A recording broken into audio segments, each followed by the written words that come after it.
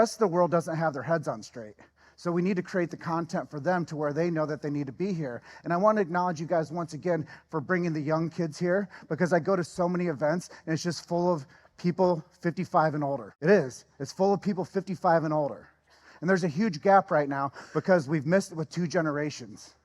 We've missed chiropractic with 2 generations. There's a 20-year gap that we've missed bringing the youth movement into chiropractic. The median age of a chiropractor in the United States, guess how old they are?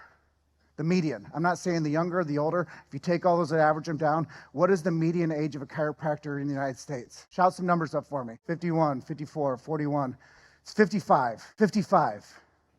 Do you think we are winning or do you think we're losing at that? We're losing. Do you think if we put a team on the field tomorrow of chiropractors to go win a big game, we would win or lose? Yeah, because you know why? We don't believe in each other. Aaron did a beautiful job yesterday talking about the artistry of chiropractic.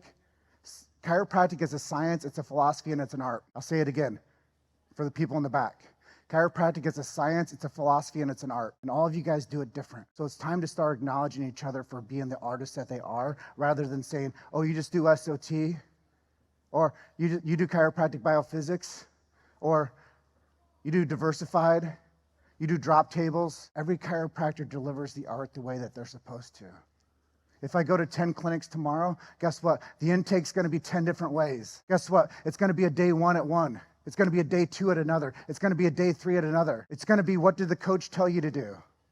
That's how you practice. So it's time to start acknowledging each other for the type of chiropractor that sits next to you. So I want you to look to the chiropractor next to you and say, I love you. Say it louder. Say it louder. And BJ Palmer would say, I love you because you love what I love. Now say that to your partner. I love you because you love what I love. Doesn't that feel good to acknowledge your brother and sister and to tell them that you love them? Doesn't that feel good to acknowledge somebody and make them smile and make them feel good about themselves rather than they're on an island by themselves, fighting by themselves? At the end of the day, I want to be known as somebody that unified this profession. I might know the flaws of this profession, but I want to be somebody that brought this profession closer together. In 100 years, this is a legacy. I want you to ask yourselves, will they remember you in chiropractic? And if not, you have work to do. You really do.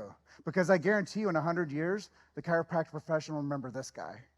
The kid that couldn't read till he was 12. The kid that was not supposed to be an educated man. This guy. The kid that grew up on the streets. The kid that didn't know how to read till he was 12. The world will remember this guy. You know, I post a lot and I talk a lot about hustle culture, and people are like, that's toxic. Well, I'll tell you, it's not toxic for me.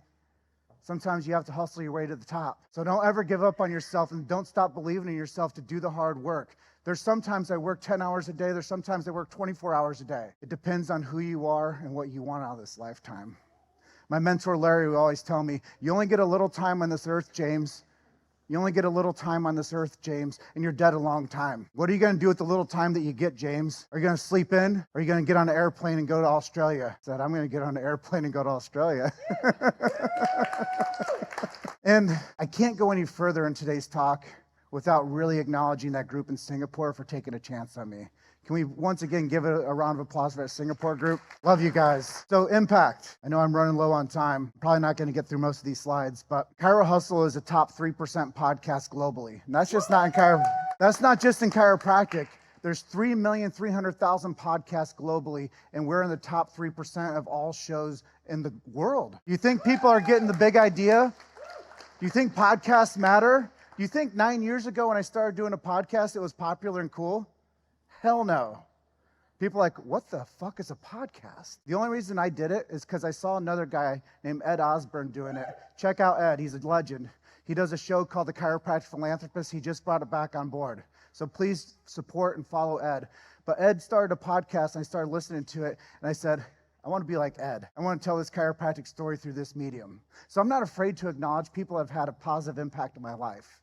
And I think you should also acknowledge that for the people that have made a positive impact in your life. I think you should take your phone out of your hand in your hand right now. You should text somebody that's made a positive impact in your life. I think you should create a message that says, thank you for believing in me. Thank you for supporting me. And thank you for giving me vision to go do the things I love. Because when you see the guy or the gal at the Olympics or on the big stages, they have a whole line of people behind them that have gotten to them to that podium or to that trophy. And you guys are that.